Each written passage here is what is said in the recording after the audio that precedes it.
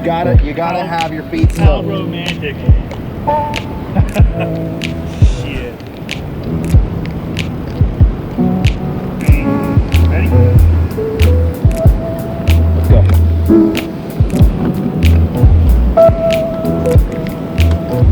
Which way are we going?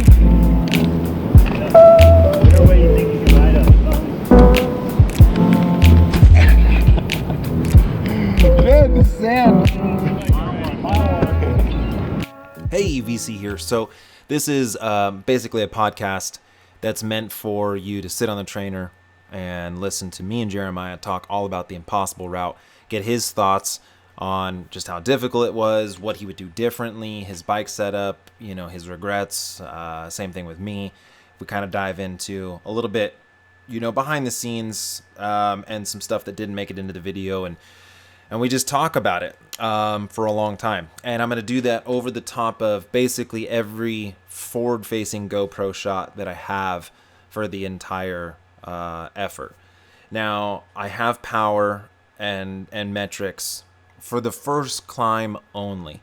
The whole idea was that I was going to do it basically as long as I could, but I have to have a continuous GoPro shot so that I can put the power over.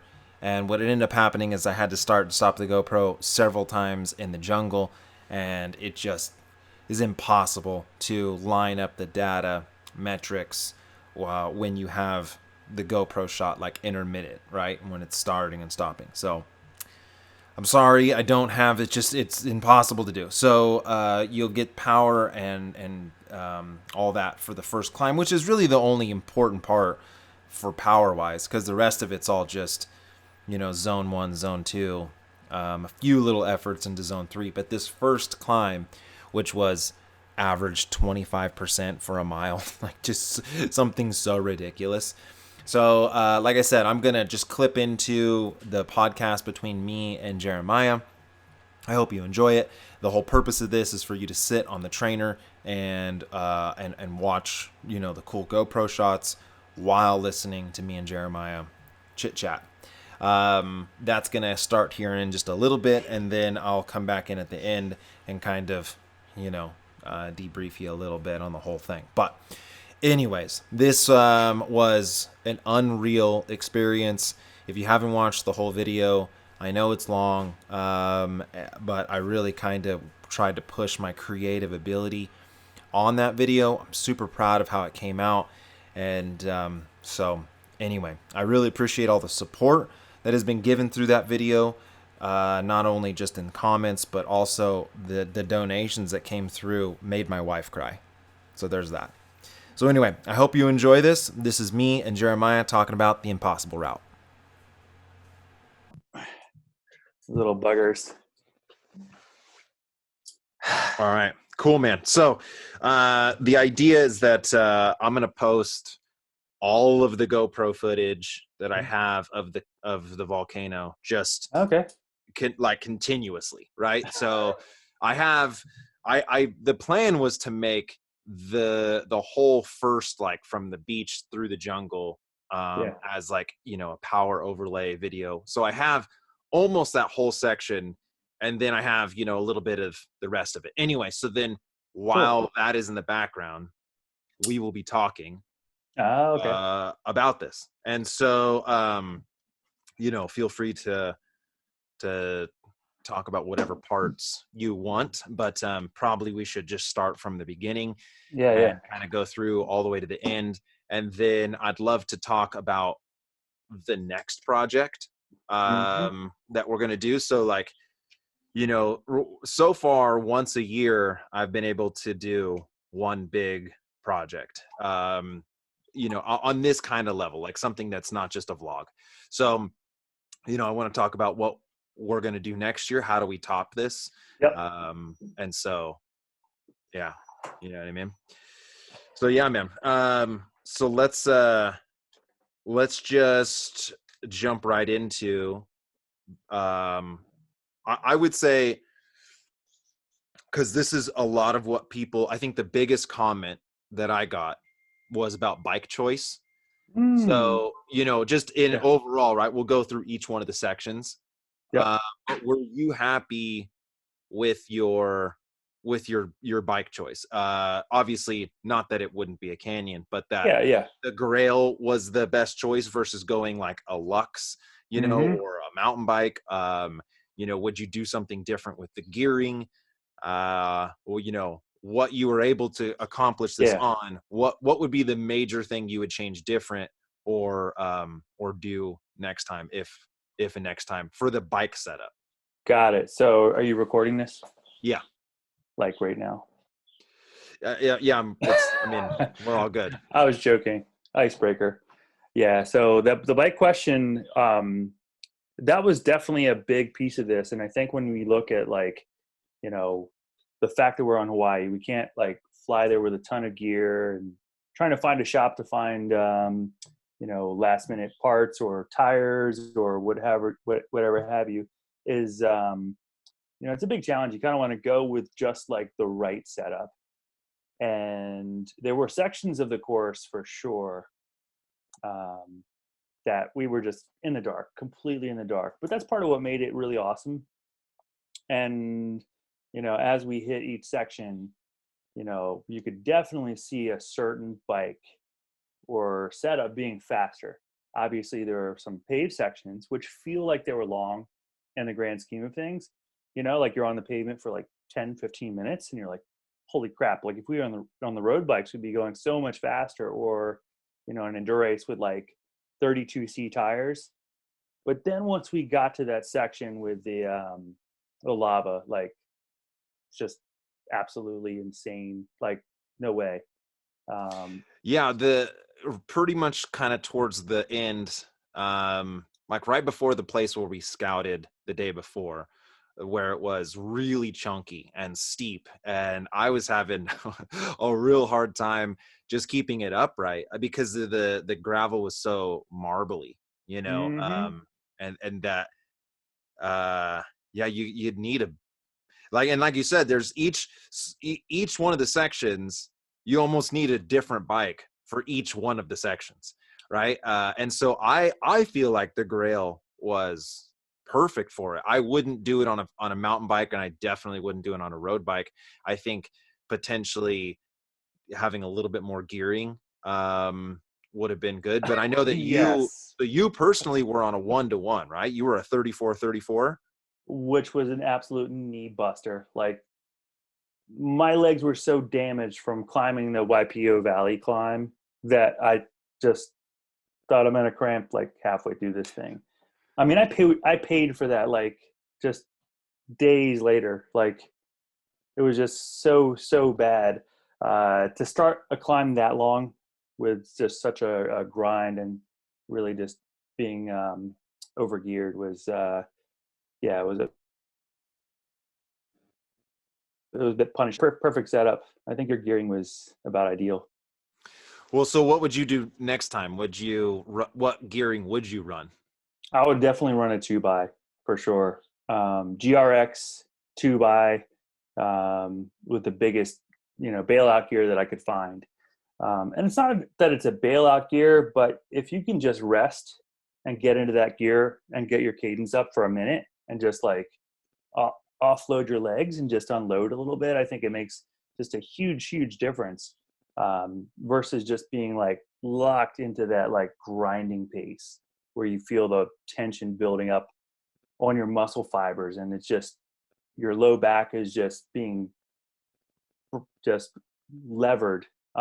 So I think just that being able to switch gears and change, at will and not being stuck with a bottom out gear, I think would feel a lot better. Um, of course, you can't do something like this and get it right the first time. It's impossible, but that's part of the challenge and part of why it was so fun. So then take me through your thoughts on the very first pitch, right? So we get off the beach, which I fell over, looked like a freaking squid. And then, which was so beautiful. I mean, that, I don't think there was really a good way to capture how beautiful that valley was, and how there's like fresh water running into salt water right there. I mean, Yeah. it was unbelievable. But you know, you get off and the beach, and we start making that first like left hand up this impossibly steep road, which was like wet. And, you know, that was such a way to start this thing. But so what was your initial like thoughts, and were you able to pace at all, or? I think the initial pitch just coming up right from the beach was so brutal and just so in your face. There's just nothing you can do to make it easier. You know, it's like it's gonna hurt either way. But that's part of what makes that route so awesome. I can't agree with you more. The beach there was just jaw dropping. Like I had this idea of having a militant time schedule, and you know, we get there, we unload, you know, and exactly 5:30 we roll out. But we were there and the waves were crashing, and sorry, my phone's beeping in the background. I'm gonna throw this thing out the window. Yeah, so the waves crashing and just beautiful landscape. I mean, just you had to just take a minute and just, you know, absorb like the place a little bit. But the climb itself, the first pitch of the climb, I knew was going to be a nightmare, and you know, I didn't realize how steep it was going to be until we were on it, and you just see the scratch marks from the bottoms of the truck chassis on the switchbacks, and like the black streaks where tires had slid out, like coming down it. And then he just like it sort of hits you. This is just by itself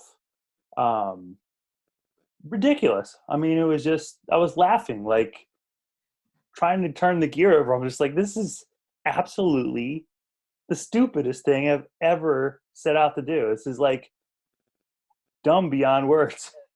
Yeah, there was a shot. It was like a side shot of me, and you could see my forearms were just like as flexed as they could be, right? And you don't usually ever see a cyclist with their arms, you know what I mean, flexed out. But it was like, and you even said this, that it was like an arm workout, right? I mean, just holding yourself upright, and you couldn't stand in a lot of spots because it was so wet that you would start slipping. And so you had to kind of stay seated, you know, but also hold yourself. It was it's a full Monty. Something else. Yeah, that's the full Monty. I mean, this thing was like so much more dynamic than a straight up road hill climb. Like a straight up road hill climb, I mean, it's impressive, very, very tough. You got to put out watts, you know, it's like watts per kilo. It's watts, you know, it's pedaling and how much you weigh. It's very, very simple math. But like you look at this thing, and this thing was like Pan's Labyrinth. Like you talk about the equipment, you know, like if you don't have the right gearing, you're not even going to make it up the first pitch. I mean, you're not even going to make it up the first mile if you don't have the right gearing. Like, and then you look at the volcanic lava. I mean, this stuff is like super sharp. On several occasions, I'm thinking about how it's going to like end our ride. Like imagine getting that far and getting a sidewall cut and just, I don't even know what I would do. I'd just cry, probably just be so bummed out, but it didn't happen. Everything came together right. And we were able to overcome like all these different things. Well, and that was, you know, my experience of the whole trip. I was so crazy because out of 10 days, I think there wasn't a single day where anything went right. Like there was just so many problems after so many problems after so many problems that it got comical. It was like, of course, right? Of course this is going to happen. You know, and like at a certain point where we were staying, it had no self-service. So you had to be on Wi-Fi calling, but then the internet went down. So like I'm trying to call Alex and it's just like, there's no service whatsoever. And it's just like, of course, you know? And so, but the day that mattered, I don't think anything went wrong, right? It was like, there wasn't a single thing where I would have said, man, this ride got hindered because of this. Like there was no mechanicals. Like I was never out of food or out of water. There was no excuses. Like it all worked out so well, as of where it could have, I mean, it could have been so easy for something to break in the first mile, right? Or potentially the sag. We don't have sag for the final 2 hours, which there were so many holes in our plan. Like this was like the low budget Hail Mary like expedition. I mean, the research, we didn't even ride like the back half of the course. We had no idea what was there. We didn't even know about that crazy Jurassic Park gate that, where we had to climb around, and quite honestly, we got off the hook. I mean, we were threading needles like the whole time. Like when you talk about just, being able to, really hit the target and not run into all these like normal problems that you might expect. We got lucky. We got really lucky. Well, there was one point where it was like towards the end of that jungle section, and the road split, and it was like a much better looking road to the left and a much worse looking road to the right. And I think we were like even starting to go left, but then we went back right. And if we had gone left, I think it would have taken us down, and we would have added probably 2 miles or more to the route. And not that it would have affected you that much, but I mean, I had 5 minutes to spare at the top, right? So there was really nowhere else that I could have treading on eggshells for sure. I mean, the fact that you made it there with minutes to spare, like literally that road closes for tourists and the rangers are up there. Everybody leaves when it gets dark, and that's that. And the road's closed, and the temperature by the time you got up there was upper 20s and howling wind. I mean, I don't know how cold it gets there at night, but yeah, we made it just in time. And which made it actually for me perfect, like the golden hour. There's this one shot where you guys are behind me and like the sun is in front of me and like I'm silhouetted against it. It's just it was so good. But so the jungle section, so first of all, those boars, I mean, that could have ended our day real quick. I mean, if one of those boars charged us and ripped your leg open, I mean, why my leg, dude? It'd be your leg. Yeah, I guess that's devil takes the hindmost. Yeah, I mean, that was there was a couple times where it was like it wasn't just about riding your bike. No, it was sort of a bit about survival, like, oh snap, there's wild boars, or oh snap, we are at high elevation and I'm like not feeling good, or potentially going, because there was a part at the lava rock where I think my max speed was like 34 miles an hour, I think I saw. So you're kind of going down a hill a little bit. If you washed the front and took a lava rock to the face, I mean, how far away are you from a hospital? Like, I don't know, days. Yeah, not good. Yeah. The most concerned I was, and I think that your area of concern might have been like higher up on the mountain, but I was actually really worried when we couldn't find Alex, and like at that junction where we had the split, and we're like hoping we're making the right choice. We went to the right and we're going and going. We didn't see Alex. And I'm like, wow, this is, just coming unraveled. We went the wrong way and we're done. It's one and done too, because we had booked the flights, and because the family vacation was like, very short, like coming over for this one day was kind of like a one and done. Like, I don't know if I would have been able to reschedule and pull off a second attempt at it. But yeah, that was a little nerve-wracking. How difficult was the jungle section where it was gravel with like that rain rut down the middle, where you were kind of having to bounce between each side, and then the grass is wet and it's super steep. I mean, for me, I thought that was the hardest section. But it was so early on that like I was fresh and I think you were fresh, but for you, It was definitely the hardest section. Yeah. I mean, mentally frustrating. And, I kind of laughed because I'm thinking, okay, like, Payson, McElveen did the white rim record and the Red Bull production, around that. And then that spurred other people to want to go try it. And subsequently, there are some really fast times on it now, but it's fairly straightforward.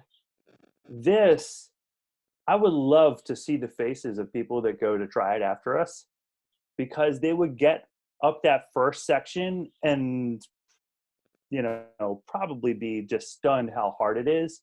Then they get to the second section and see, like the signs and then the fence and the pig forest and go, all right, this is stupid. I'm out.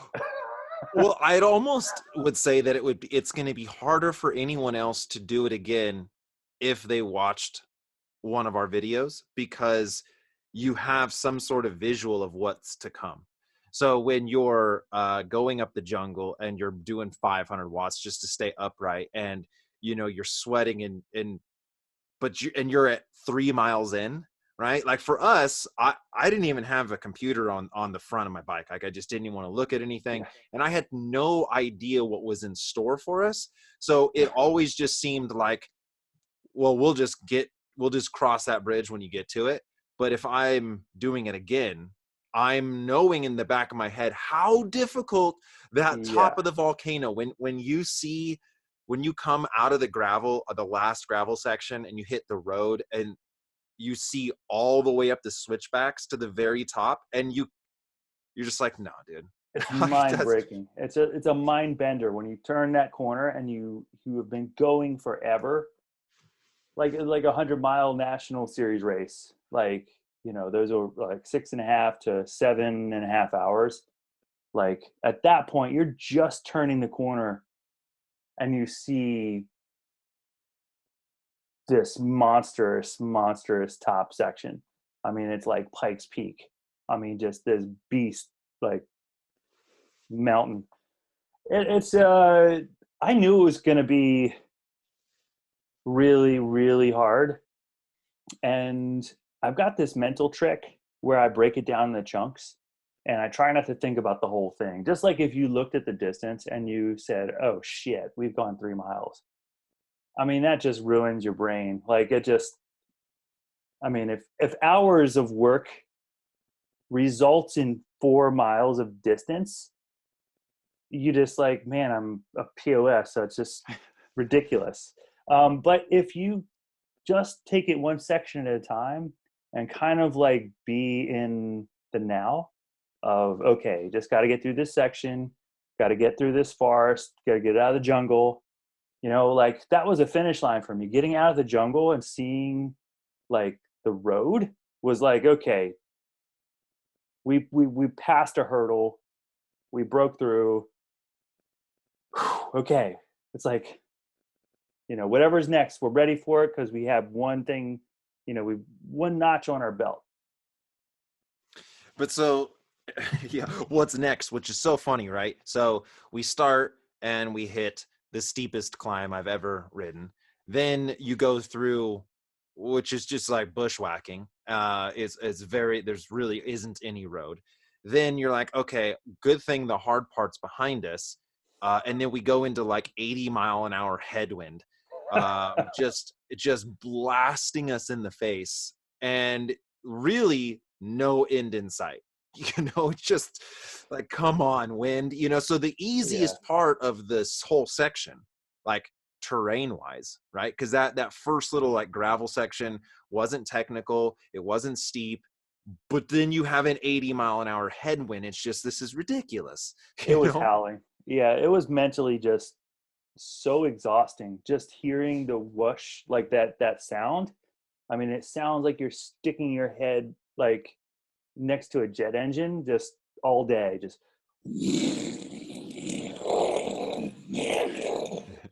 and you get so tired of it. Like I think the reason I was hiding behind the truck, like, I don't know if you noticed in that section, but I was taking pretty long water stops, like refill the water, and you stop to get like a battery or something. And then I kind of like was like, maybe I'll look for like a, a pretzel or something in the back of here. But I was kind of lingering. You could kind of tell I was lingering a little bit.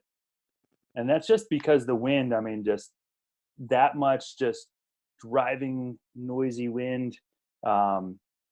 Yeah, it's just kind of intense. It's stressful. So just a break from it. Like the pedaling I could handle, but just that constant ripping wind was, it was a mental game. The whole thing was a mental game. Well, there was a point on that section where we had been in the wind for maybe 2 hours, and you were talking a little bit like you weren't going to complete it.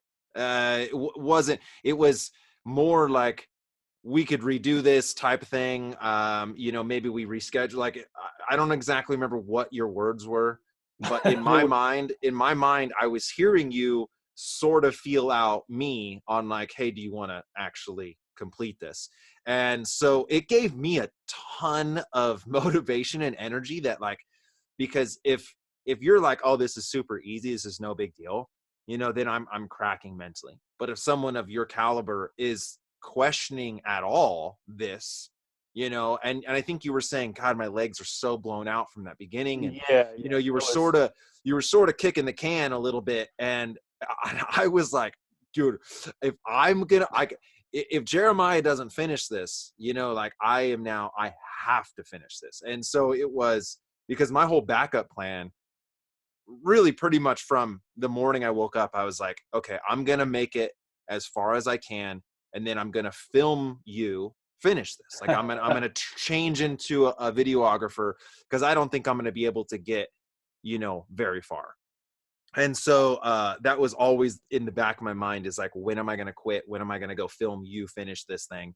But when you were sort of, not being as optimistic as you had been the whole trip, I don't know. It gave me this like, okay, my legs hurt. Like yeah. that was just the honest truth, was like that forest section. I mean, first the being overgeared and then hitting the forest, you just got to like power these sections to get across the ravines and get over the roots and just push. And I mean, it was like just nonstop surging just to keep making ground. And, I think that just is way more exhausting than I thought it would be.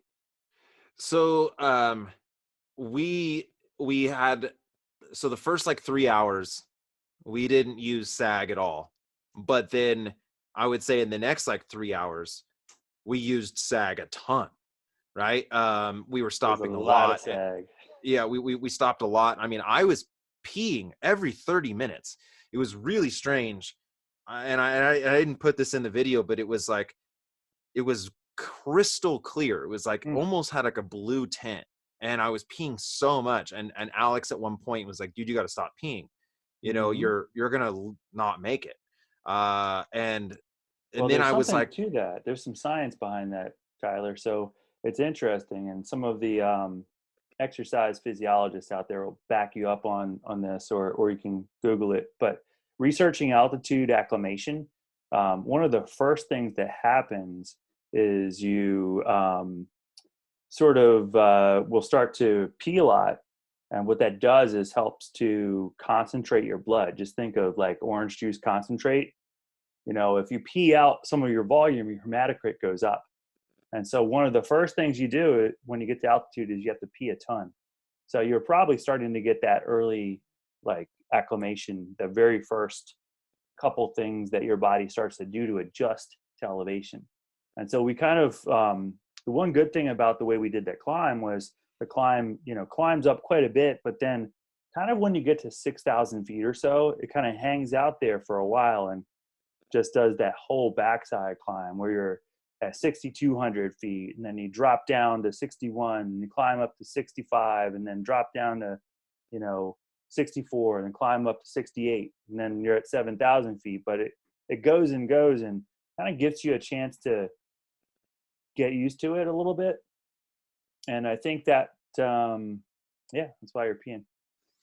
Yeah, it was, I mean, I thought it was a good sign that it was clear, that I was hydrated, but Alex said very similar thing. He was like, it's not super great. You're kind of dumping a lot of fluid to get, acclimated. So it's not necessarily that you're ultra hydrated. It's the elevation. But I've ridden I've ridden uh, from 300 feet up to 9,200 feet in one ride. I've done a lot of rides that, start at 5,000 and go up to 8,000 and come back to, like, the whole ride is within that window. And never have I ever felt like I needed a pee or that I was going to pass out, or I never have had any elevation effects like we did there. Right. It was very different. I don't know exactly why. It was called the nervous elevation effect. Okay. Yeah. I mean, I don't know if it's like you start to think about breathing. Yeah, you start thinking about it, and then it magnifies it, I think. I mean, that and how windy it was too. I mean, it's also, I think it feels different, like when you realize that the air has a different mass to it. I don't know if you felt that, but it seemed like, yeah, it was different. Well, that's what I told you. I told you it tasted weird.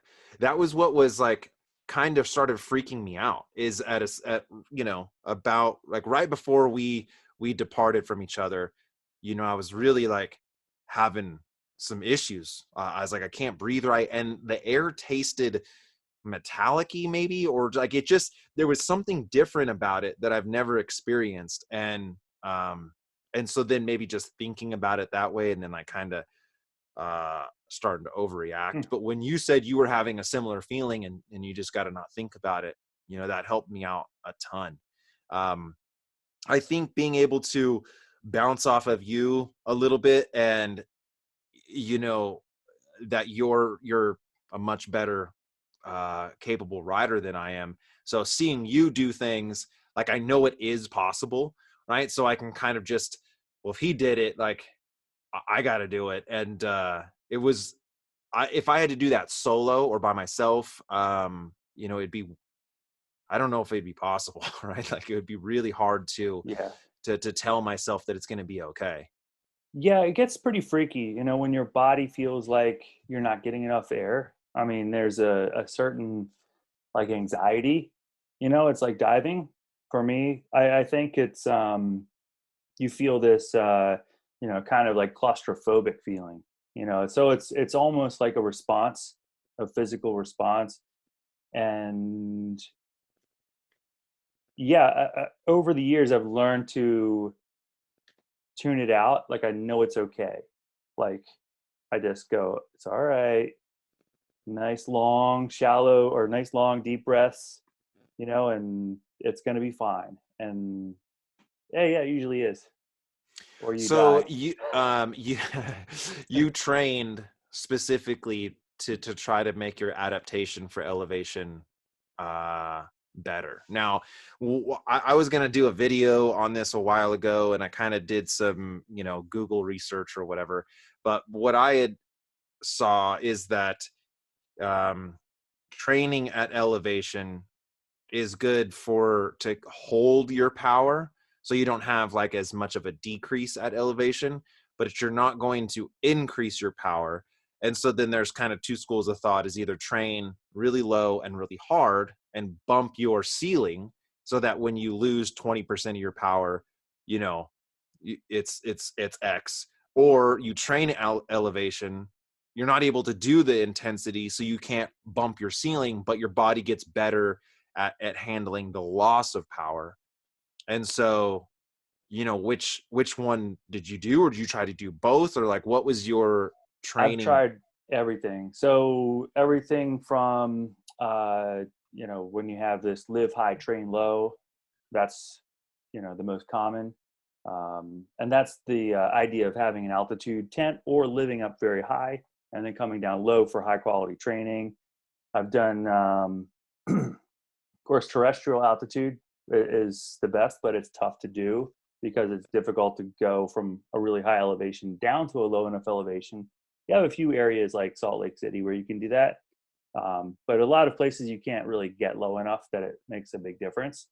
And then with the altitude generator, the thing that I have, you can have an altitude tent, which, like the backdrop that you have, you'd have like this little like sort of square, and then the tube goes into it and you sleep and in a reduced oxygen environment. But the one that I find that's actually the most beneficial for really high races is this intermittent hypoxic training. And that's what I did.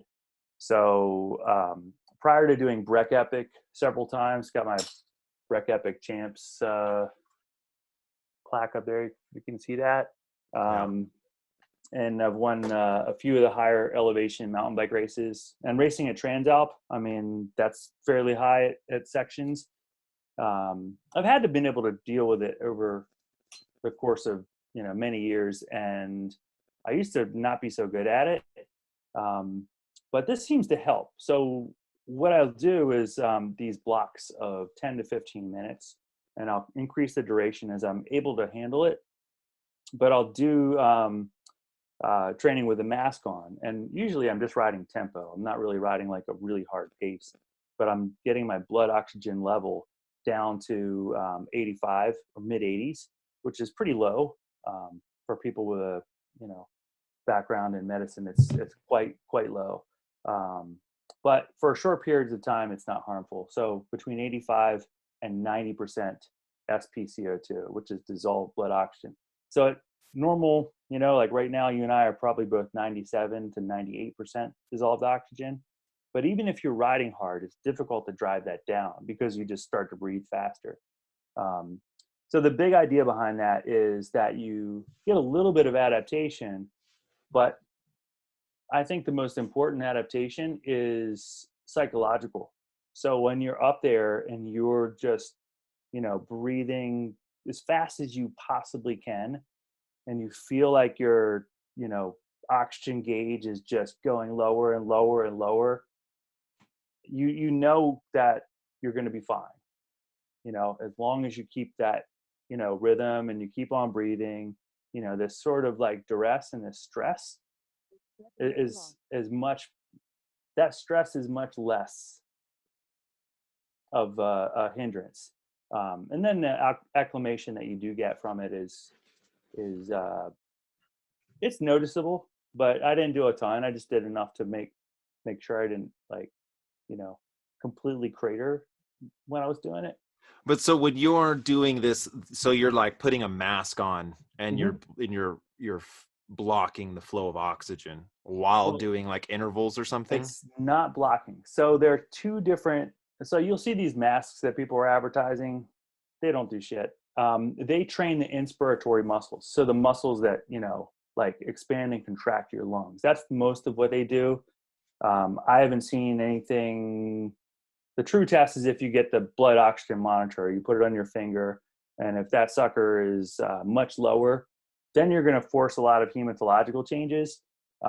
Everything from the enzymes that carry oxygen to your hematocrit, things like that start to change as you go through phases of adaptation. And the ones that restrict your breathing, they'll increase the strength of your breathing muscles, but that's about it. It doesn't really get you ready for high altitude. So what I have is a hypoxic generator. It looks like a mini keg, type thing with a tube that comes from it. And then the tube, has a mask, and there's plenty of air. I mean, it's just pumping in, but it's depleted. So it's depleted to an equivalent of about 15,000 feet. So that's what I'm breathing. The air coming out of this thing is rarefied.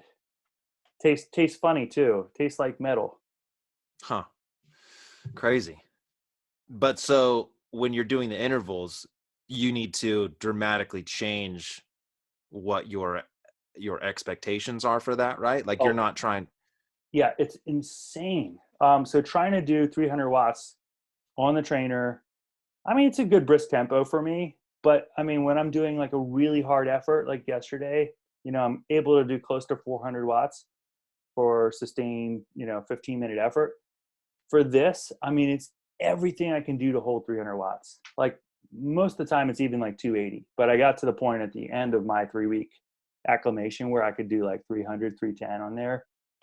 You're seeing stars, you know, kind of all those funky feelings, like you feel like you're going to pass out, all those funky sensations you get at altitude. You're kind of getting those. You're kind of getting that like tingly feeling in your fingers. You know, you kind of get the, you know, a little bit of that weird feeling. And yeah, your legs feel just so empty afterward. So it's got some, yeah, it's got some neat challenges to it that I think at least get you prepared for it. I'm not sure, you know, the science, you'd have to do a blood test basically to see if your blood parameters are actually changing. But 3 weeks is usually not enough, and my exposure wasn't enough to cause a bunch of like the big adaptations you see. But it's training, it's a type of training. So it's investment in to return. The thing is, if you go out and do, you know, all these things that'll make you in better shape, you're going to be exhausted, you know, just destroyed. So you have to do the least amount of the right training at the right time. And so for me, I thought, okay, this is going to be a good thing to take off the edge. It's going to allow me to be operational and like be able to do this thing. So it's worth, you know, worth what I was putting into it. So let's talk about the fueling strategy a bit. Again, I had made this whole segment talking about mine, and then just I cut it out of the video because it sort of like took away from the feeling and emotion. And I felt like no matter what I post about what I'm eating, that's going to cause some sort of debate and people are going to talk shit. But what I found was interesting, and not that I would planned this, but I was between 90 to 120 grams of carbs per hour for almost every hour of the ride, except for I think the last like 2, right? So cause I just when I came around and got onto the road, I was so overeating. I didn't want to eat. I wasn't hungry. I wasn't thirsty. I was just like, dude, if I have to see another fucking gel, you know, like I don't want that, you know. And I think in the Jeep, there was like some tortilla chips, and I was like just eating those because I just didn't want anything to do with gels or bars or powders. But until that point, I had been fueling really well. I mean, I was getting, like I said, 90 to 120 grams of carbs per hour, like clockwork. And I did a lot of that via liquid calories. So like the Beta Fuel one pack has 80 grams of carbs and 300 calories. And so I was doing like 2 bottles, you know, almost, because I do like a bottle an hour of that, but then also a little bit of water or Gatorade or something like that. Yeah. And then some of the gels. But so what was your plan or strategy? These things are really very different. Once you get over 5 hours, 6 hours, like your gut starts to change. Like you look at sugar in a very different way after just pounding sugar all day long. And for me, I need to go to something salty or savory. So I had some peanut butter and jelly sandwiches. You notice I got some macaroons, some salted macaroons were just so good. Like after eating all that sugar, just to put like something nice and savory, like this fatty, salty macaroons was just a treat. Pretzels, things like that. Yeah, for me, just to be able to shift back and forth, you know, and just take a break from the sports food makes me be able to come back to it again.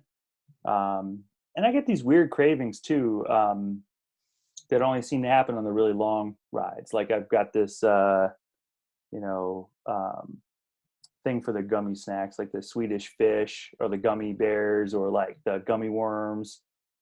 Sour Patch Kids, probably my revelation of the year this past year. I don't know. My kids got them. And I was like, God, these things are so sugary. but are also kind of sour. But, you know, I never eat that stuff like when I'm hanging around the house. But for this ride, like, yeah, having something to shift to or something to look forward to just break it up, I thought was so key. Um, But yeah, did you have a plan of getting macros in? Like, were you looking at how many carbs you were going to try to take in or how many calories? Did you have any, because I think I planned and put in the car, I think close to 5,000, 4,000, 5,000 calories. yeah. I knew I could account for, right? So it wasn't just like grab a handful of stuff and throw it in Hmm. my pocket. I mean, I was like, I'm going to have to consume a ton of calories during this. And so at least knowing that it is there. And I think I blew through it all. I think I went through everything I brought myself, and then I dipped into whatever you had left over. Yeah. Once, you know. Well, I bought that for both of us, and I've got some for Alex. And yeah, so I think the thing was I had my base plan, but I knew in the middle and like 3/4 in, I was gonna need something else. And typically, I'll have the bigger, like I'll have the more substantial stuff in the middle. So like if I do a 100-mile race, I'll have like gels to start with. So I'm like, you know, running clean, the engine's running good. And then like with 2 hours to go, I'll have like the peanut butter and jelly sandwich, you know, or halfway in the middle. Um, and that just gives me some like something substantial. Because I think if you're fueling just with gels or just with the sports drinks, it works, but you're so susceptible to fueling gaps. So like if you forget, you know, or if you get a flat and you're like, oh crap, you know, pumping your tire up and trying to get back on, you get going, you completely forget to fuel. So I think that was a little bit of just kind of instinct, you know. I thought that, you know, for me, a lot of this is, you know, it's in kind of my realm. Like it's a little bit longer, but the longest 100-mile series race that I did last year, Margie Gessick 100, that was like um, 11 hours, 10 hours, I think was the, yeah, 11 to 10 hours. Then like I did the Kokopelli Trail race, or Kokopelli Trail, like, you know, point to point expedition. And that was like, also about 10 hours. So you kind of get a feel for how your body's going to react. And I know after 6 hours, just like clockwork, I'm just like, no more gels. Just can't do another gel. So I had primarily goo, Roctane, which is good, but it's definitely a lot of caffeine that's in there. And so I kind of gravitated between that. And then I also just got some, you know, kind of junk gas station type sports drinks and stuff like that to put in the mix, just to switch up the flavor and keep it fresh. Would you do anything different with your nutrition plan this if you did it again? Ooh. Yes, I would have something for the last 2 hours. Like I grabbed some stuff last time I saw Alex, but like kind of where we split off was still quite a bit left on the mono road. And then we had the turn and then like the 2 hours of climbing. And yeah, I was like kind of like down to that last half a bottle and just like, I'm just going to sip on this thing and just run it to the bottom of the tank. So when you took off from me, what was the change in pace for you? Like how much more, or you know, how much did you twist the throttle going from, because you left me, I think, right at about 6 hours in, like five, like between 5 and 6 hours. And so then you went another, whatever it ended up being, 4 hours by yourself. And so was that just you going into like kind of TT mode, endurance mode, tempo? Were you doing some accelerations up some of the steep stuff? Like what Yeah. was? Yeah, I was definitely turning it up a bit. I'd probably knock the pace up 15-20%. You know, I'd have to look at the power file to tell you exactly, but you know, I went from kind of like that survival mode, like, all right, we're kind of, saving some energy. We're working, we're getting some distance, but then, yeah, I was kind of worried. I was like, if both of us go out here and neither of us makes it to the top, that is not going to make a very good day. It would just be a pretty quiet ride back, I think, in the car. Yeah, but the only thing I would say that I'm disappointed in is that it didn't live up to it being impossible. Like it was possible, and it was possible for both of us. Like it wasn't it was very, very difficult for sure. Okay. But given enough time, and it's It was definitely a tremendous challenge, but it is definitely possible. In fact, I think it's a perfect 2-day route. I think a lot of people would love to do it over the course of 2 days. And like, the sort of campground or cabins that we passed on the left, I don't know if you noticed those, but they're in the middle of nowhere, but there was like a group of cabins. I mean, that'd be like a perfect, totally remote chill spot for like the, halfway or 3/4 of the way stop, the base camp stop. But if you want impossible, I'll take you to impossible. Trust me. Yeah. We need to do a course that is one of those, like, what's that Berkeley marathon? Yeah, the Berkeley marathons. Yeah, where it's just like, I've watched a couple documentaries on it, and you have these guys come who are like Olympians, and they're just like, this is the dumbest thing ever. Like, this isn't really a marathon. This is something so much different. And yes, you're technically running, but boy, it's just so difficult. But also, like, there is a component of safety.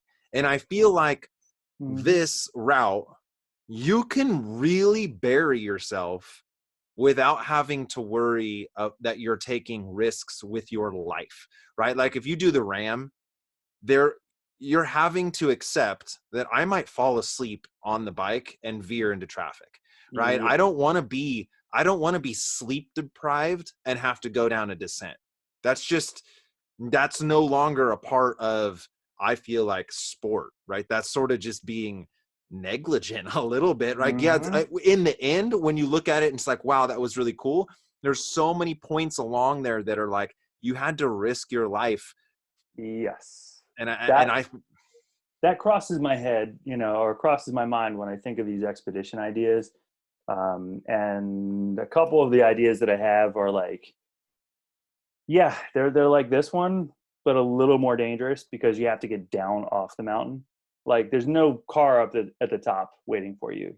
You're basically, you kind of a higher level of exposure to danger. And so you have to, weigh the risk reward. I think there are ways where you can reduce the risk, and that's by doing the homework. This one I knew we could do without a ton of homework and not die. Important factors. The next one we do, we will need to do our homework, or it's not going to be I told you so. It's going to be, the cross up on the mountain with, a name on it, collecting snow.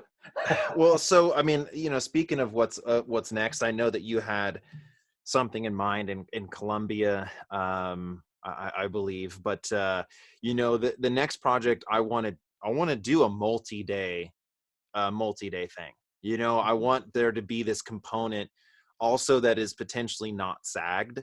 I think it would be there's just kind of that, like, this was very sport, because we could train, we could go hard, and you really didn't have to worry about where your food was going to come from, where you were going to sleep, like navigation. It was all pretty straightforward in that aspect. Like, yes, everything else was set to 9 out of 10, but if we did something along the lines of, like, what's that from Canada to Mexico or whatever, Tour Divide. something along those lines, where you're having to bring in navigation and then again going, well, are we going to ride 100 miles today and camp in the middle of the forest? Mm-hmm. Or are we going to do 40 and camp in this campsite? Or are we going to just go full send and go 200 to get to the next, where there's these decisions that are going to play a big role in how you feel for the next few days. Yeah, I've looked at a couple, and between bikepacking routes and bikepacking.com, those are two really good websites and great resources, for the adventure minded.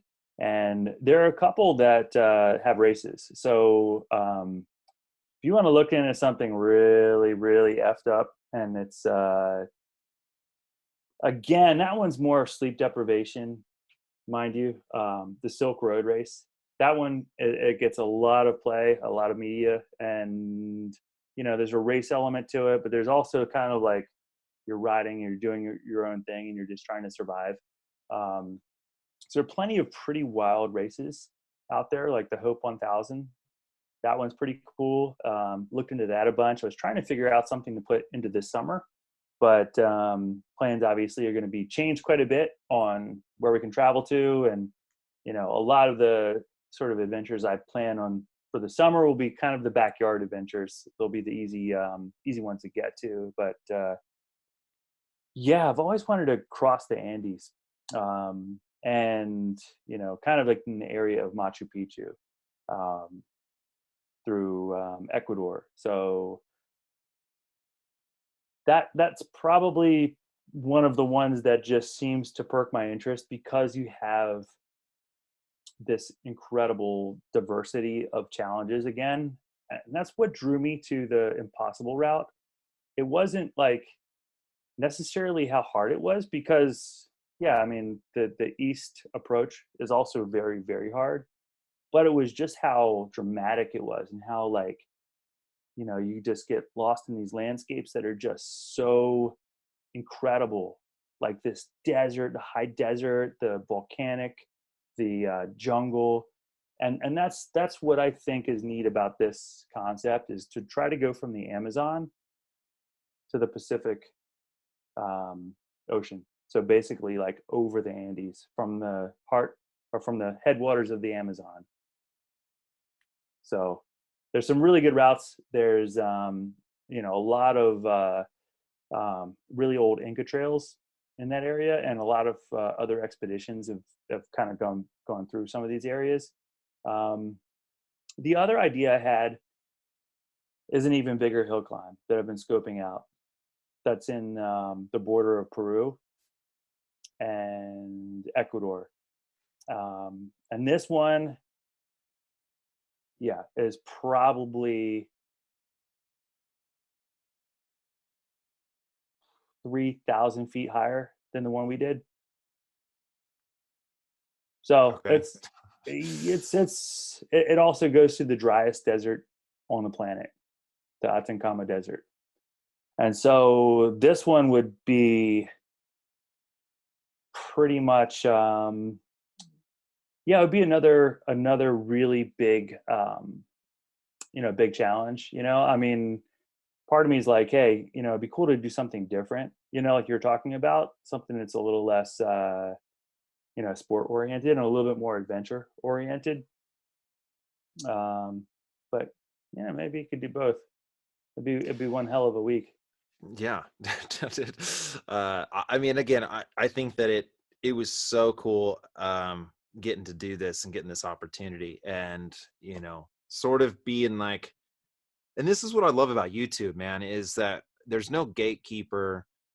We didn't have to go and talk to some executives in a suit and have insurance cleared and all of this. Like, it was just us on bikes, and we're just going to do this, and then we put out this piece of content that fucking rips, man. You know what I mean? It's a solid, I think if there was a corporation behind it, the budget would be insane. Everything would be different. It wouldn't feel as adventure-y. And so I really, Yeah. like with the the Morton brothers, you know, when they did their first thereabouts, like where they just rode across Australia Mhm. in like just bibs, like you know, that was where I got my t-shirt ride from, because like they no helmets. It was just bibs and a bike. Yeah, Like it was just so freaking cool. it's And organic. Yeah. you know, they rode when they wanted to, and then they stopped in at bars when they didn't. And I thought that was, I'd like to do something like that, something where we ride some epic route, but Mhm. it isn't this, you know, super time crunched thing where we have to Mhm. get to a certain point by a certain time. Like let's take in the adventure, and obviously it needs to be really difficult. Yeah, all right. But for the most part, like, you know, getting to a place that very few people have ever seen, you know, maybe exploring some towns, getting to know the people. Like, I want to know, why is there someone that has a farm in the middle of nowhere? Like when we were riding up Hawaii and Yeah. we went through that gate, it's like, what are you doing out here? You are so far from anything. And so why have you chosen to live in the middle of the ocean in the middle of nowhere? Yeah, if we had a little more time and we weren't trying to get to the top, we could have stopped in for tea, with the 80-year-old woman that lived there and got her Right. Like story, that would have been 'cause so cool, right? To add that piece to it. And yeah. so but so okay, so take me back to you you get to the visitor center, and you know, you've got now roughly 2 to 3 hours. Your legs are blown. You're tired, to say the least. What is going through your mind at that point? How do you wrangle yourself together to finish this three? I mean, because it's like, just that alone from the visitor center to the top is It's a a, nightmare. a mammoth ride, right? Yeah, Just that alone. So the fact that you've already ridden whatever it was, 6 7 hours before yeah. you got there, what is the mindset for you like? It was rough. I thought about how turning that corner, I'd open it up and just crack it as hard as I could from the bottom to the top. I mean, that was like my imaginary play the day before, like when I was daydreaming about how it was going to go. And, then I could like flex a little bit and prove that if I was really like trying to go for the Hilo to the top record, I could take the KOM. Because I was stalking the dude's KOM for a long time, the guy who has it. Um, and, the math added up that I could probably get it. Um, if I had a good ride and everything went right. But since we had been riding through all these challenges and the creeks and the jungle and the super steep part at the beginning, and I mean, it was just so much harder than I imagined. By the time I hit that corner, like I was just like in survival mode. And I remember passing the gatehouse, and yeah, I mean, I thought of my daughter. To tell you the truth, that's what I thought of, because when I was doing my acclimation rides with the mask on, she was riding next to me. So I just remember like when I had the mask on, I'm getting like the last 3 minutes of these terrible intervals. Like I just take a deep breath. It's going to be okay. And I look over and I saw my daughter riding the trainer, next to me. And so like when it got rough, I thought of her, just riding the trainer next to me. And it calmed me down. And I was like, if I can just keep moving, and just keep at it and keep positive, I'll just take it as it comes. And I did get in trouble. Totally 100%. Like that was really, really wicked. And I was surprised you finished. I'm not kidding. I really was like like beyond impressed. That was really good. Well, dude, it was, so when I was making the edit, and I got towards the end, and I was trying to think, because there's so many different ways you can go with it, right? There's so many different ways to tell this story, but the end is so, I want to tell it right. And so I'm going through all the footage, And I think I took like 2 days of just thinking about how to tell the story. And then I found your iPhone clip of you talking. You were coming down and you were talking about it. And it was just like, listening to how you were just, your face is dirty, your soul is like gone out of your eyes, and you're just Yeah. like looking for the words. And then it was just so perfect because you're like, and at this point you don't know where I was, but you just made this call like, we're going to find him in a really bad state. You know what I mean? He's going to be Yeah. hurting. And then like clip to me just passed out on the ground, was just like, it was so perfect. It was so perfect. I was glad that you, Well, it's funny because I didn't get to see any of that part. Like, like your inner monologue with the devil and the angel on your shoulders. And I'm like watching that, just laughing my ass off. Just, anytime something happens, there's always these sides that you never get to see. And so it was pretty wild to see. And I wasn't sure because you were so like just blank at the top. I was like, is he stoked? I mean, I came up and like hugged you, like I know, jumped on you, and you were just like, I was like, is he had, okay? Yeah, no, I had nothing. I had nothing inside. And because when I got to the visitor center, I was like, okay, that's it. You know what I mean? There's no way I can continue. I can't imagine climbing whatever it is, 4,000 feet right now. And so that was where it kind of cracked my mind a little bit, is just doing the math of like, well, the visitor center's at 9,200 and I got to go to 13,800, like hard pass.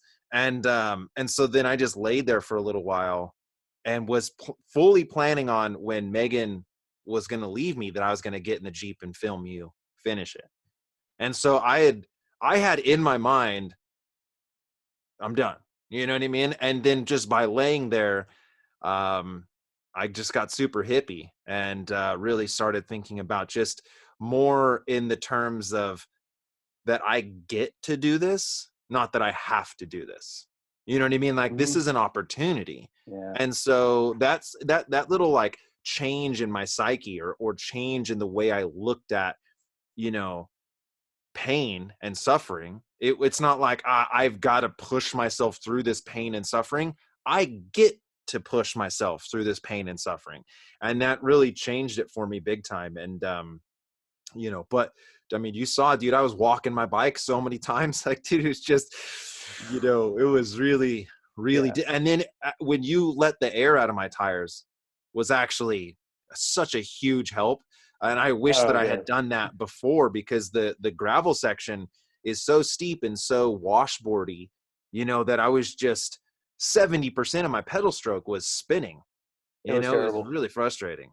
Yeah, it was not like a normal gravel road at all. It was just light pumice, so it just spins under your wheel. And yeah, I remember trying to start and get back on the bike, and just slips out again. And then you start this like falling on and off your bike. You're not sure if you should ride it. You get like 10 more feet. Should I get back on? No. Keep on running. Yeah, it was really, really just super frustrating, that section. You made it, so far, and then you get to this shit. Like, it's just washboard from hell. And yeah, I mean, it's just, hard to put into words, and hard to even capture. I think you did a good job of capturing how difficult it was, by splicing in some of the reaction and some of like the surface shots. But I mean, your brain is just like, man, this is just too much. It's just ridiculous layer cake of just terrible hard stuff.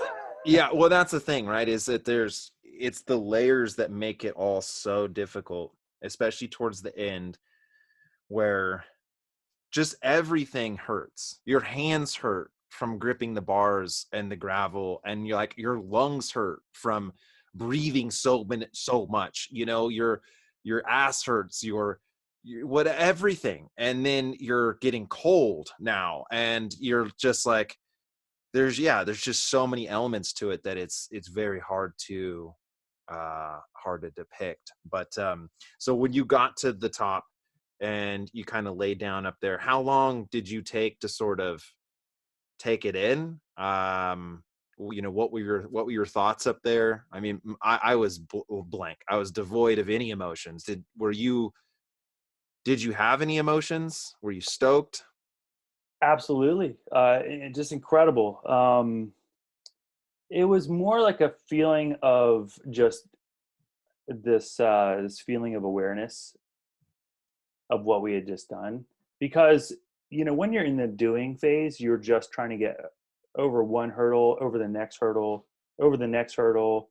You're just dealing with the things coming at you, and you're focused on your plan, you're focused on communication, and you know what I mean? Your like mind is really mechanical.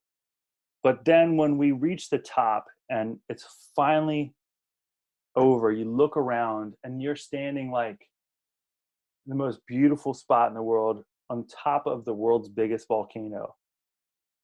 Like, and from the ocean floor to the top of the mountain is the world's biggest mountain as well. You feel like you're standing on a magical spot. To get a little hippie for sure. It is a very special spot. There's no denying it. And to stand on that spot and to get there from the ocean, under your own power, it's a really exceptional feeling, man. It just feels like powerful feeling. And, I remember thinking about just, how lucky we are to live in this real finite sliver of time, despite its challenges and despite, us being frustrated about, whatever. We're alive and we're, able to do amazing stuff like this. That was the feeling. That's where I was going when I was doing my hippie monologue is very much that, given the context of like on a cosmic scale, it is, when you look at the band of light, right, and the visible wavelength is just this sliver inside this massive, there's so much more to the light waves, but we can only experience this like little tiny bit of it, or at least visually. It's sort of similar to that, like just with billions of years on either end of us. If you looked at it on a graph like a 1 foot graph, the sliver in which we get to exist is maybe not even statistically significant. Like you wouldn't even be able to find it, right? And so an atom wide. Yeah, so it's really special. It goes beyond just doing something hard or something cool or there's a lot of different things you can do that's a challenge, but this was like for me transcended bike riding. Oh, absolutely. 100%. I mean, it was just over the top, like just a experience. And I mean, the pressure, I think of, when I was flying, I didn't bring it up, but flying from Kauai, I had a layover in Honolulu where they had their first cases of COVID. It was a Japanese tourist.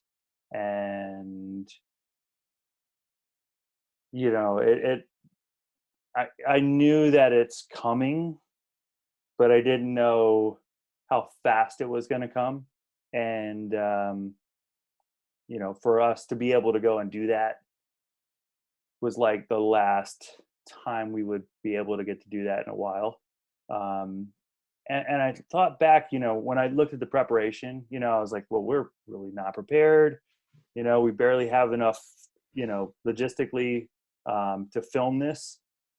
But sometimes it doesn't matter whether you're really fully ready. Sometimes you just have to go and do stuff, and I've been planning this damn sort of hill climb expedition idea, like the world's toughest gravel climb thing, for like 3 years.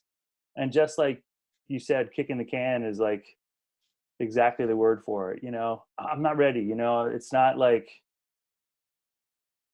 and I was like, I'm just going to call Tyler up, see if he wants to go, and then let's do it. And like, if we just, if we capture some of it or any of it, that'll be enough.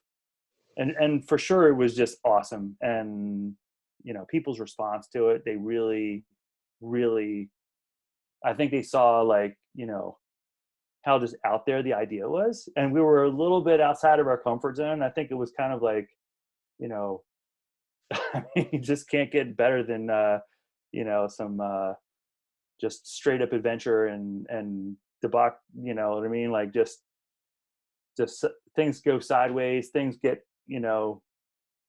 on the edge and crazy, and you pull it back together and make it happen.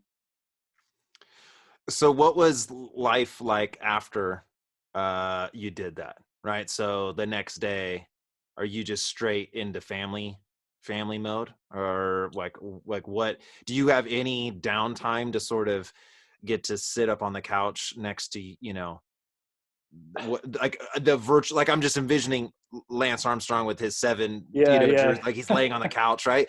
Like, did you ever the get press that? conference? Yeah. Hanging on the beach with my family, that was like really the like, okay, now I can actually relax on my vacation. So this was kind of like dovetailed into a vacation. My wife's uncle was going there for like 3 weeks. Normally it wouldn't be something in our budget to go to vacation in Hawaii, but I was like, all right, well, we're going. But then I remember during my research for the world's biggest hill climb that this KOM was in Hawaii, and the wheels got turning.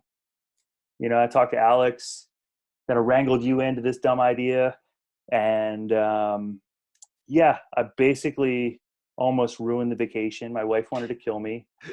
I took the rental car away from her so she didn't have any wheels, so I pretty much just ditched the crew. And I'm like, all right, I'm going to make it as quick as possible. I'm going to fly over, we'll do a prep day. We'll do the expedition. I'll get on a plane, fly back. Of course, we get back too late and I missed the flight. Now, is there like ease my discomfort? Like, even if I wasn't there, you weren't going to make your flight either way, right? No, Did I prevent you from making the flight? No, I was completely way too optimistic. Like Alex was telling me, like 62 miles is going to take you guys like 11 to 12 hours. And I'm just like, bullshit. I mean, there's just no way. How is 62 miles going to take us 11 hours? There's no way. I'm thinking we're going to knock this out in 7 hours, high five, and then have enough energy to go out for margaritas at the beach afterwards. That was my mindset before this thing, was us high five into the top. All right, let's go to the beach, get some tacos and some margaritas. Like, I literally thought there was going to be like that moment where we're like sitting on the beach, just listening to music and chatting and like, man, that was really cool and super hard. Instead, we were completely destroyed. Like, I felt like a mummy with no wrapping on it. Like, that's what my body looked like. It was like gray, like one of those like little aliens that they find in the desert. Totally. It's terrible. Yeah, I know that the day after my, because we hadn't, every single day there was something to do with planning this or preparing this or whatever, and so we hadn't really gotten a chance to do anything with the family. I mean, we tried to go to Hilo one time, and it was like, anyway, the next day, because that was Thursday, so then we flew out Saturday, so Friday was really the only day that we had to, like, I could give to the family. Yeah. And so we went to some caves that were super sick. We got to sit on some black sand beaches, and it's like, I'm sure that you can relate to this, but I have just crippling anxiety about relaxing if I haven't earned it. You know what I mean? And so the more I do things to earn that relaxation, the higher the bar needs to be set. Like I can't just go out for a 1 hour spin and then go relax. Like that's not, I didn't earn that. So And now you need so, to do a world record before you can relax. right. But so it was, there's almost very few times ever that I'm able to just completely, like, I'm not even looking at the phone. I am just at one with myself. And that was it. Like I had no worry. Like I was just like, I've earned laying here on the beach and eating this sandwich that my wife made, right? And I mean, I think I even left my phone at home. You know, it was just, I was all about them Yeah. and to do whatever, we wanted to do or they wanted to do. And it was freaking, it was crazy, man. Yeah. It was Definitely. crazy. So have you talked to Alex at all about it? Like, No, not much. I mean, it was so busy. Yeah, I mean, I just caught up with him briefly the week afterward, but yeah, I'd love to check in and see how he's doing. I know it's got to be a really difficult time for our touring company in Hawaii. Um, yeah, it was really cool to have him there. You know, he's got the chops as a racer, of course. But what I didn't expect was how calming he would be toward the whole, like, you know, support. You know, he was like, he was very relaxed about it. dude, You know, he is the most Hawaiian.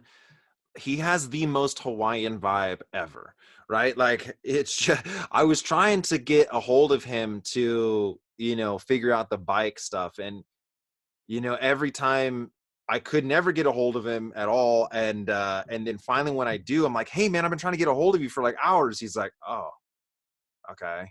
And it's like, dude, like we need to get this down. Like I was so California about like, hey man, we've got a schedule. Like I need to check these boxes, even days before it was just like, just super loosey goosey. yeah, And, with planning, I hated that about him. But like you said, during it, I could never get a sense that we were doing anything crazy, from him, yeah. because he was so calm. It was just like as if we were out riding a beach cruiser down, a suburb block, right? Like Yeah. and that he was sagging that, like, oh, you guys, like, don't complain, like this is no big deal, like everything's Yeah, cool, right? yeah. He kept it really stable, like relaxed. You know, there was no like, all right, you guys are stressing. You're stressing for time. You gotta pick it up now. Or even So it was, on the other end of like, man, you guys are doing great, you're crushing, like then like it sort of would amp you up a little, like too much, mm, right? He was always, no matter what I was doing, if I was riding the struggle bus or doing well, he was just always like, just had this super chill vibe to him. And then bounces out to go watch a soccer game. You know what I mean? Like like almost his whole entire day is just like driving around with us, and then he doesn't even want to see how it finishes. He's just like, oh, I yeah. gotta go to the soccer game. So I think he see. wanted to finish, but he's a good dad.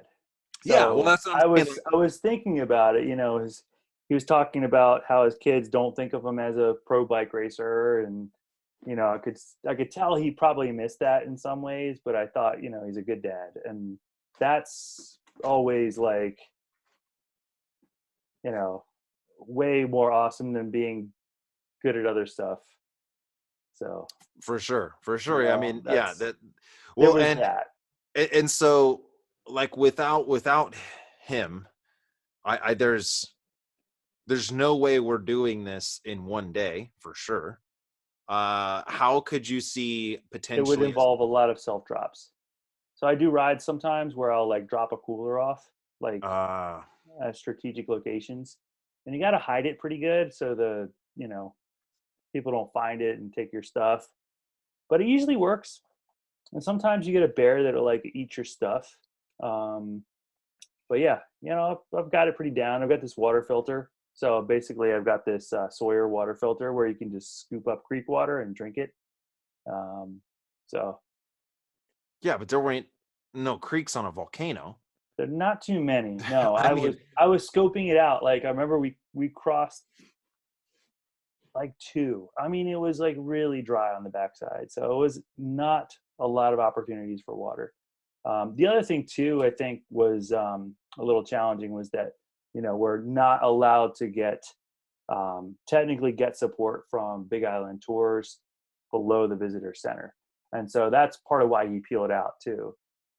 So luckily, he had a friend that was able to help us out for the upper section and pick us up, but for him, um, you know, that's basically where his sort of, permit ah, ends. It's pretty much the visitor center. got it. Not to say that you couldn't do it, with another touring company and just, co-opt those two. Um, for people who do want to, link up and do that, it's a possibility. But how would you? So if we were going to do this again, as a self-supported, and you got to get back home, right? Like if we started at a hotel and then had to finish at that hotel, or whatever the case, or where we're staying. What Yeah. is that? What does that look like in terms of, Logistically, it would be really tough. Yeah, because the amount of food that you go through on that, like you said, the water sources, that's a big, big issue. Um, it's doable, but also very, very difficult because you're climbing with a big pack at this point. So what you'd have to do is you'd have to have sort of like, I mean, literally, it would be good to do from Big Island. So like, if you started at Big Island, you went down to the coast, camped out on the beach, top off water the next morning, and then start your climb. You get to the top, do the climb, descend. Actually, the way I would do it was that base camp idea where you camp at the bottom of the main access road, and then you can either camp beforehand or you can leave most of your stuff there, climb, descend, ride back to Big Island. Yeah, that would be the way to do it, right? So to base camp it and then not have to take all your food and water up to the top. So you have a Exactly. uh whatever it is, you climb 6,000-7,000 feet in one day, like the hardest part, right? And then yeah, that would be Hey, that would be cool. that would be a big challenge. Well, there's definitely no lack of good adventure ideas. I've got a ton of things that I haven't done that I've been putting off. Whether it be things like the Virginia Mountain Bike Trail. There's I don't think anybody's done it all in one full, um, one point to point pool. There have been some people who've done segments and cobbled it together. I think there might have been a couple people that have done the full thing at this point, but it's big. It's kind of like a handful of people have done it. It's really rough though. It's definitely some pretty gnarly stuff. And Well, there's I think what would be really cool is if we did something that was multi-bike. I mean, and again, this isn't you can't self-support a multi-bike, but if you did, like, say we rode from LA, out to the Rockies or something like that, and so you started on a road bike, but then maybe as you're going through the desert, you're on like a gravel bike, and then maybe you're doing some mountain bike trails on a mountain bike, just kind of this I like hitting it. all the check boxes, because you'll have different challenges with each one of the bikes. That might be kind of neat. But So all terrain. yeah, but either way, man, we got to start planning something for next year, or whatever other projects you have planned for this year. But we got to do something that tops this. All right, And it tops this. All right. and again, I mean, I don't know. It doesn't necessarily have to be actually. I had this other idea. This is a really dumb idea, but when I was like, just getting into mountain biking, just starting to get good, there was this thing called the Montezuma's Revenge, And Rishi Graywall is one of the top pros, and he lived in Colorado or lives in Colorado, and would try to do this multi-lap Montezuma's Revenge, like ultra endurance challenge over the course of 24 hours. And you had to do like these loops of this clover leaf. And you each loop is like, I don't know, 5,000 feet of climbing and 30 miles or whatever. And you do loop after loop after loop, and you try to complete like all 5 loops, and no one's ever finished it. So that was one of my dumb ideas, is to revisit this sort of legendary Colorado thing. Yeah, but I've got so many ideas. Yeah, I've got so many dumb ideas. Well, that sounds like up your alley. I'm not a real good mountain biker, so trying to do 5 loops of some real technical stuff. What about the Lost Coast in Alaska? Oh, I don't even know, but that would be sick. Look it up. All I know about Alaska is that there's a ton of mosquitoes. Yeah. Which it like blows my mind every time I hear that. For whatever reason, mosquitoes exist in Alaska. I don't envision that being the thing, but I guess that's like a big part of it. Yeah. Well, I don't know. I've never been to Alaska. So whatever the next project is, I would really like to be warm. I'm not trying to like truck through snow. All right. But either way. If you want warm, then look up the Munga. Okay. Yep. Yeah. The race across South Africa. That'd be sick, dude. It looks terrible. All right. Well, man, thank you so much for taking some time to chat about this. And I can't thank you enough for giving me this opportunity. You know what I mean? It was, I know that you had kind of been kicking this around for a while, but when you called me, like, that's just my style though. If let's just do it and see what happens. Hey, it was fun. This stuff's a lot more fun if you have someone to do it with. I mean, it's like, riding by yourself out in the middle of nowhere is, sometimes it's fun, but then, it's definitely not as enjoyable as having somebody to hang out with and to really experience it with you. And like, man, this is awesome. Well, it's a shared experience, right? And currently there is no one else that I can share this experience with, right? You're the only person. Like, you're the only one that knows what it's like, right? And so that club, the Impossible Route Club, is small. It's pretty small right now. And I mean, I hope it gets bigger. Yeah.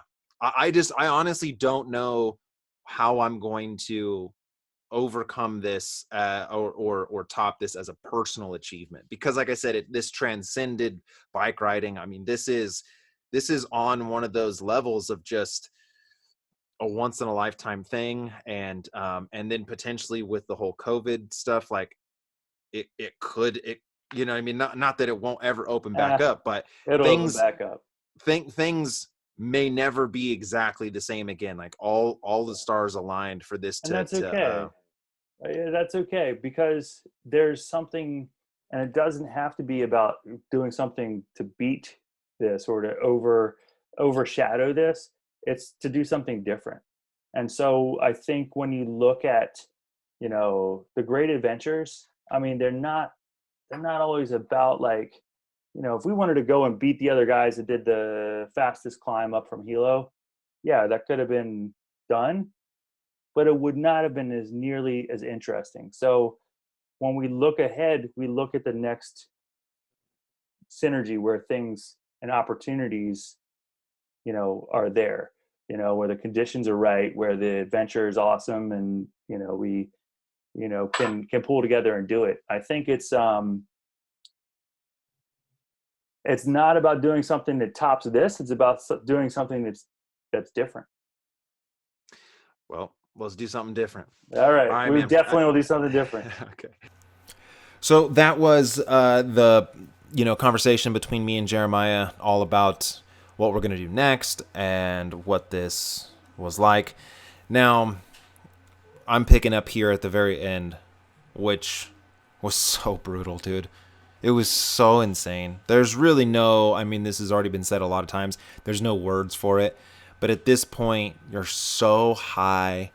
And this clip right here, actually, right here is the first moment in which I thought, oh my goodness, I'm gonna make it. Because until I could see the top, because you can sort of see the top to the right, I was very confident I wasn't gonna finish. It was very difficult. Now in the video, I did put one clip of me walking the bike, but there was several clips of me walking the bike, or several times that I walked the bike, because I was just destroyed at this point. And so what was funny is I didn't want Jeremiah to see me walk, so they'd get in the Jeep, they'd drive up the road a little bit, and as soon as I saw them like turn the corner, I'd get off the bike and I'd start walking it. I mean, it was so steep, and at this point, you know, I had fueled, and I already said this in the video, I fueled so well and so good. But after about 8 hours of being on top of my fuel, I was bringing in over 100 grams of carbs per hour for like 8 hours, right? I was crushing. Look how I'm just paper boing.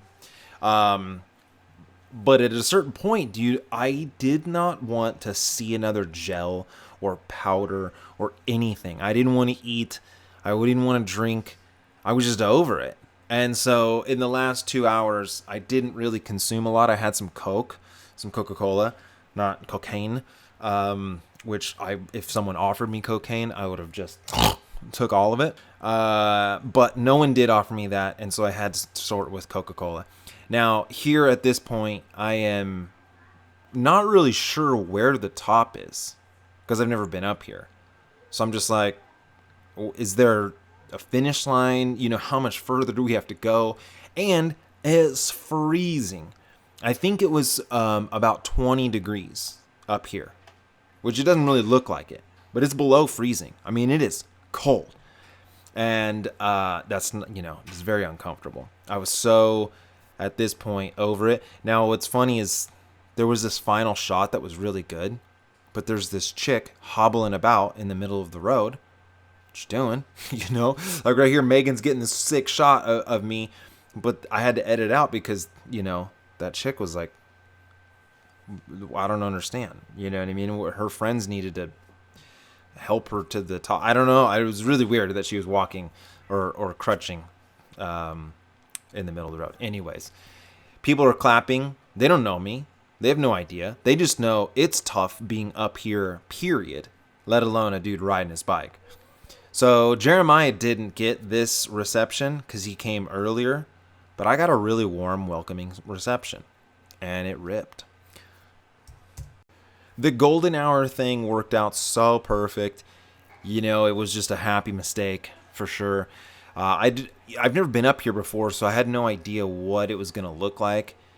You know, now knowing, I would want to, if I did it again, which I don't think I'll ever do it again, but if I did it again, I would want to finish it at golden hour again, because it was amazing. I mean, it has to be one of the most beautiful spots on the planet. Now, like I said in the video, I really wish that I had some emotion left in me to experience that up there. But I was just so drained, you know, and I had to go into a place where I just detached my ego and identity from my physical form. And then, like I said, I got real hippie during the whole thing, and it's really changed the way I look at life. I mean, the mantra of just keep pedaling, it's something that you can use in every aspect, and I've recited it to myself several times, especially during this whole COVID thing. You know, it's just like, man, just keep pedaling. You know, and even if that's not me pedaling, just keep moving. Move through space at whatever pace that is for you. Maybe sometimes you're flying, other times you're crawling, sometimes you're walking. It doesn't matter. If you just keep moving, you know, you'll get to your destination eventually. So anyway, guys, I super appreciate it. Again, like I said in the beginning, the donations that came through, you know, I put it at the very, very end. I was like, if you felt this was worthy of a donation, we got a substantial amount of people offering up, money and one of the hardest times that our planet's ever seen. And it made my wife cry. And it's just, man, people are amazing. People are amazing. And to give you some sort of concept of like, if this project was done through like, I don't know, a big corporation, I mean, the budget on something like this would be $50,000, $100,000, but the budget was no dollars. So that was something that I felt like really proud of, is that being able to produce something that I think will stand the test of time, with no gatekeeper. There's no investors. There's no like, oh, I got to answer all to these people that forked out $20,000, $30,000. It does not like that. It's just, we just got it done. Now, Alex from Big Island Bike Tours, his filming and Megan's filming and Jeremiah's clips, they all helped tell this story so well. Like if I was the only cameraman, it wouldn't be as good.